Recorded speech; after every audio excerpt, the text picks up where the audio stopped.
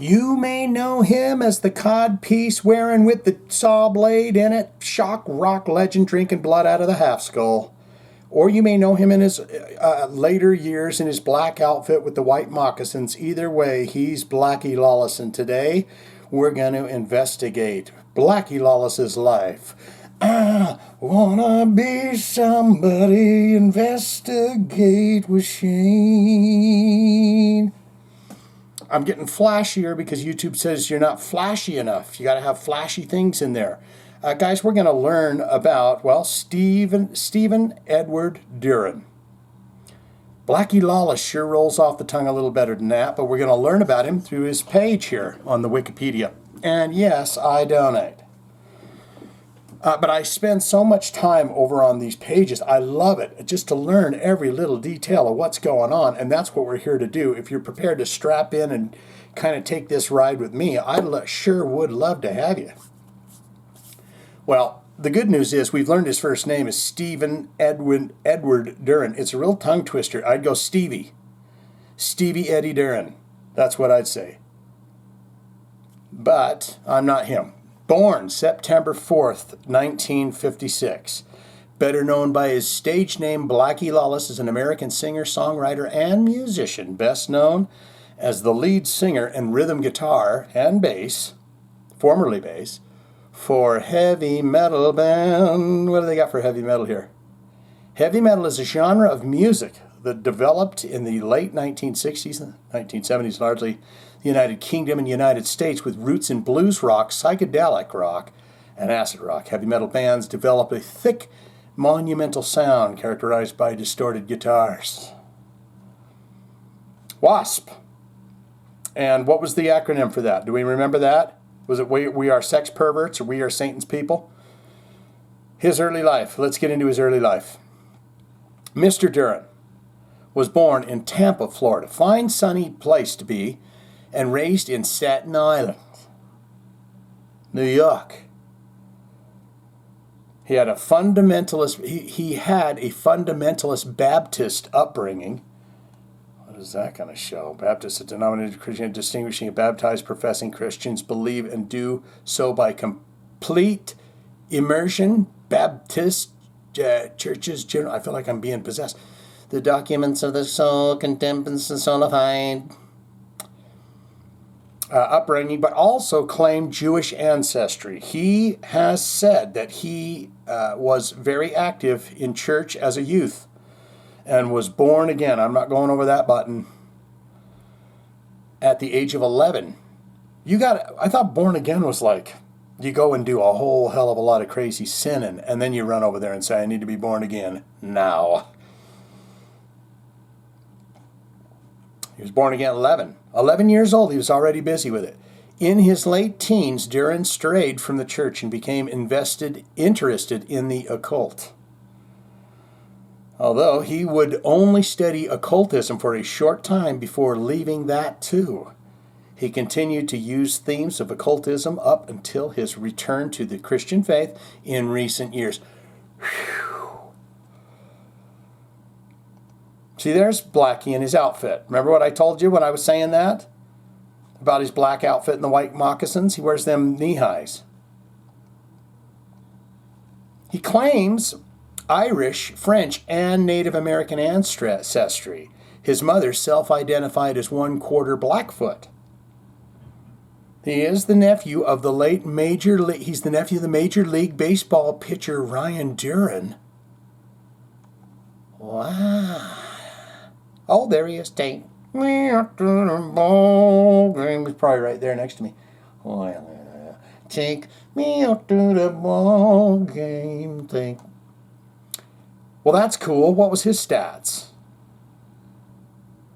No? Usually they'll put it right there in the beginning. He was really good. They say the name, really good. Yeah.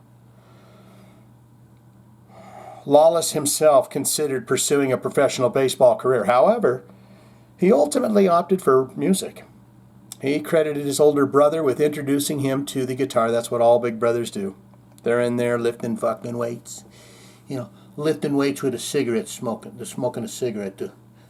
And little Stevie Duran comes in and says, Hey, Toby, I'm kind of bored. He says, why don't you pick up my guitar, little brother? Pick up that guitar and talk to me. Pick up that guitar, little brother. And that's what he did. And that's how it starts. It's always a little bigger brother that helps you out with things. Or a bigger sister or whatever, isn't it? Unless you're the middle child or the top child. That sucks. I'm one. I got younger. I don't have anyone to, fall on my shoulders. Let me, whatever. Lawless himself considered pursuing a professional baseball. No, he says, ultimately, I want rock. Credits his older brother for that career. Getting into the career now. Let's have a drink. This one's fairly short, guys.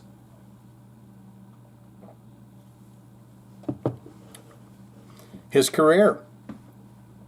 And I saw New York Dolls, and I'm interested in that. Lawless began his career in music playing with bands such as Black Rabbit and Orphax Rainbow. Weird name there, yes? Orphax Rainbow. What does that mean? Is that some crazy fucking Technicolor in the Dreamcoat type movie from the 60s? That Orphax comes from that? In 1975, after Johnny Thunders left the glam rock band New York Dolls in the middle of a tour of Florida, and he was in Tampa. Stevie was in Tampa. Middle of the tour of Florida, the band started auditioning for guitarists. Lawless was hired, but only stayed for the remainder of that tour. After the tour, he went to California with bassist Arthur Kane. There's a documentary about Arthur Kane. I think he went crazy is what the thing is, but that's Arthur right there. And helped found Killer Kane. Now, I vaguely remember that name. At that time, Lawless' stage name was Blackie Guzman. Hey, Arthur. Yeah, what is it? I got a great name. You're not going to believe it. Blackie Guzman.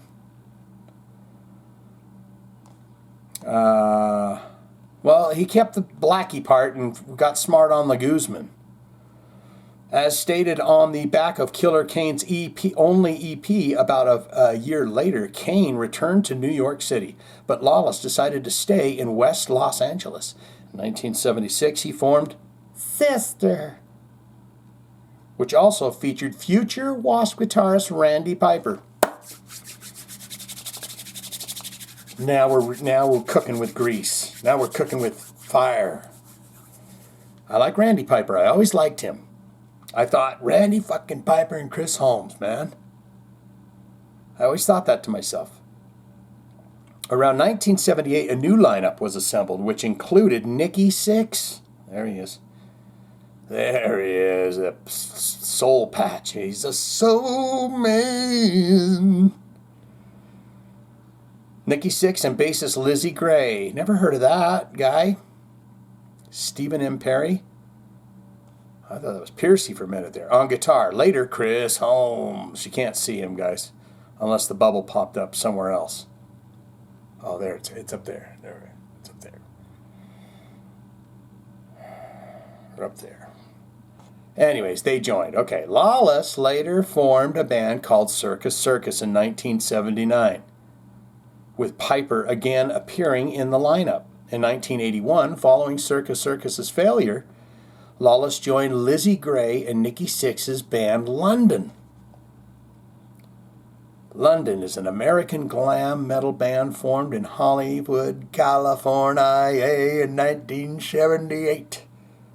The band included several members that would go on to play in more famous bands such as and including Motley Crue, Guns N' Roses, WASP, and Cinderella, with whom he played a few gigs and recorded 2 songs as demos, though by this time Sixx had already departed to form Motley Crue. That's the shot they used for them around the piano for Home Sweet Home. That's okay. Hey, I don't make the rules. 1982, Lawless switched to bass. See, and that's what I remember the most, is him on bass, and then Lawless switched to bass after firing original member bassist Rick Fox, later of Steeler. Okay, that's Yngwie Malmsteen's band. Steeler fame, who had joined the band only 4 months prior and had named W.A.S.P. Oh, okay, so this guy here, Rick Fox, named him W.A.S.P. 4 months prior had named W.A.S.P. over a personal... prior, right? Am I reading that right?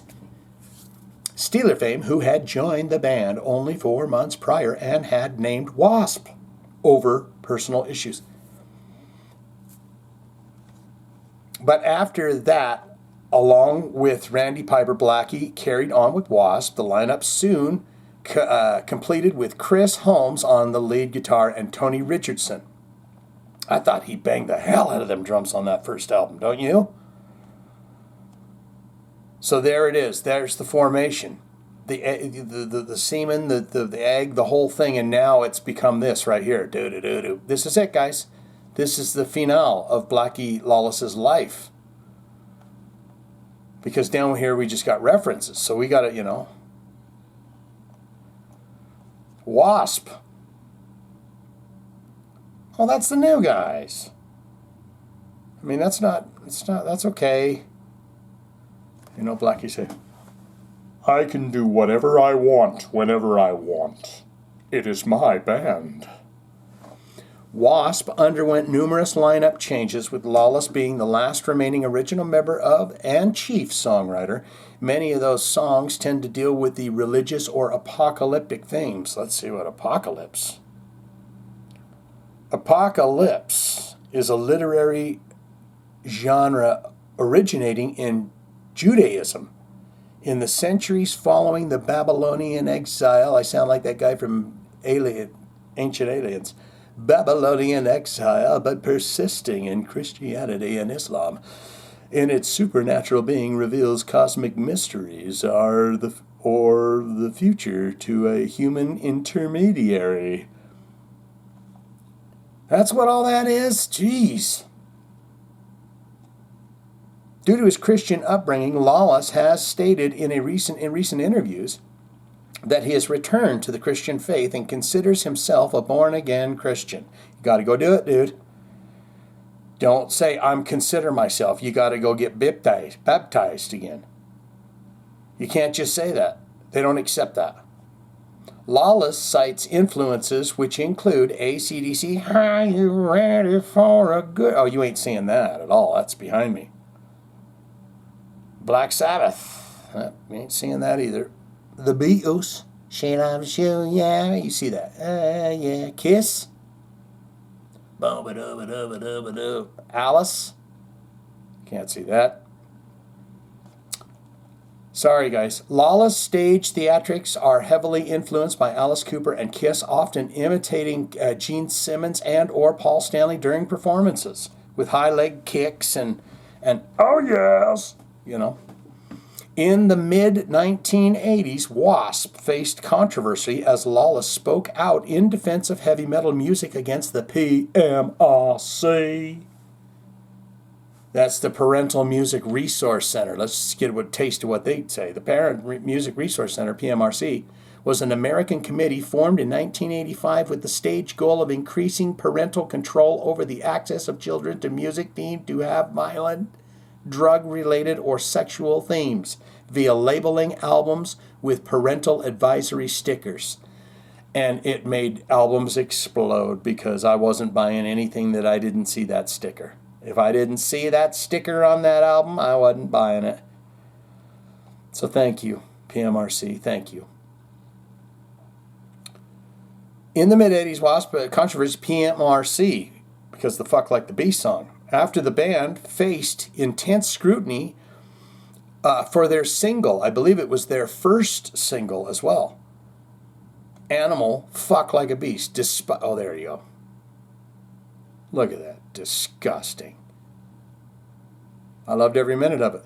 Despite this, the band achieved their greatest success from 1985 to 1988 with several hit songs, including L-O-T-T-V-E Machine and I Wanna Be Somebody and I'm a Wild Child. In November 2022, Lawless admitted during a question and answer that he and the band used backing tracks in their live performances. There you have it, my friends. You know, I thought we would go back to the old country. I thought he was gonna, you know, I mean, we were gonna learn a hell of a lot about him, and I think we learned quite a bit. But, you know, for my money, it could have went on a bit longer. If you don't mind me being quite frank about it, I'm going to say that.